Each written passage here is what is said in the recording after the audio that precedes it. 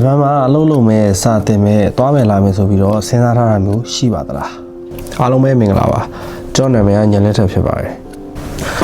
ဒီနေ့တော့မြန်မာလူမျိုးတယောက်အနေနဲ့ဂျပန်ကိုလာမယ်ဆိုလို့ရှိရင်ဘာတွေပြင်ဆင်ထားတဲ့လဲဆိုတာကိုဒီဗီဒီယိုမှာပြပြပေးသွားမှာပဲဖြစ်ပါတယ်အရင်ဆုံးဘာအတွက်ဂျပန်လာမလဲဆိုတာကိုတည်တည်ချာချာရွေးချယ်ဆုံးဖြတ်ထားဖို့အတွက်အရေးကြီးပါတယ်ကို working လာဒါမှမဟုတ်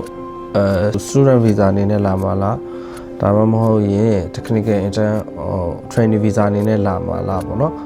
ပြီးလို့ရှိရင်ပါရှင် skill worker အနေနဲ့လာမလားကိုကဒါမှမဟုတ် traveler တယောက်အနေနဲ့လာချင်တာလားချို့ကြတော့လဲဒီဘက်မှာပေါ့နော် visit visa visit နဲ့လာပြီးကမှ visit နဲ့လာပြီးကမှပြန်ပြီးတော့ပြောင်းတာမျိုးတွေ changes လုပ်တာမျိုးတွေလည်းရှိတယ်ပေါ့နော်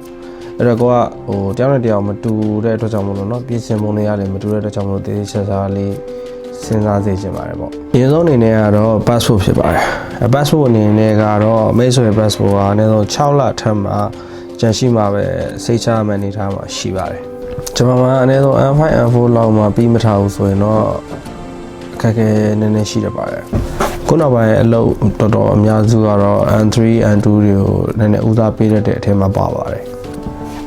online သင်တန်းတွေ YouTube class တွေကတော်တော်လေးထောက်ပံ့ဖြစ်ပါတယ်တကယ်တမ်းဒီ Japanese lifestyle မှာဆိုလို့ရှိရင်ရေးတာနဲ့ဖတ်တာနဲ့ပြီးတော့ရှင်ဒီ listening ပိုင်းပေါ့နော်ဒါတွေလို့ပုံမနားလဲတကြွနဲ့ဆိုလို့ရှိရင်တော့ဒီ Japanese lifestyle ကပို့ပြီးတော့ပုံမလွယ်ကူပါတယ်ဗျနောက်ဆုံးမိထားရမယ့်အရာကတော့ငွေပဲဖြစ်ပါတယ်ဒီဂျပန်နိုင်ငံမှာအင်လာကအနည်းဆုံးရန်3000ကနေပြီးတော့ရန်6000တိရှိနေပါတယ်ဒီ transport အနေနဲ့ကတော့ရန်1000ကနေပြီးတော့ရန်2000ခွဲလောက်ထိရှိနိုင်ပါတယ်ဒီအစားအသောက်နဲ့ပတ်သက်ပြီးတော့အတွက်ကတော့ဒီ2500ကနေရန်4500ထိကုန်ကျနိုင်ပါတယ်ပြီးလို့ရှိရင်နေ့စဉ်မှာမရှိမဖြစ်လိုအပ်တဲ့ဒီ single နဲ့ဖုန်းပြီးအတွက်ကတော့ရန်1000ဝန်းကျင်လောက်ကုန်ကျမှာဖြစ်ပါတယ်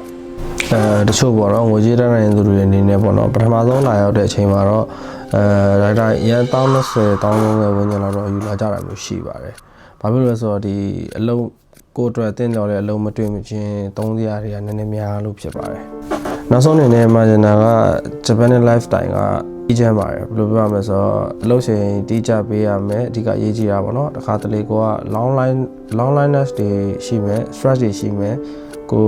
ဘာသာစကားနားမယ်လို့မသိဘဲနဲ့ခံရရမျိုးတွေလည်းရှိကောင်းရှိနေပါတယ်ဒါပေမဲ့ကိုအနှဲငယ်ပေါ့နော်ကိုဘက်ကပြင်ဆင်ထားတာမျိုးရှိမယ်ဆိုရင်ဒီနိုင်ငံမှာတကယ်တမ်းတိုးတက်နိုင်ဖို့အတွက်အခွင့်အလမ်းတွေအများကြီးရှိပါတယ်ကျွန်တော်ရဲ့ဗီဒီယိုလေးကိုအဆုံးထိကြည့်ပြီးကြတဲ့အတွက်အားလုံးကျေးဇူးတင်ပါတယ် See you to the next video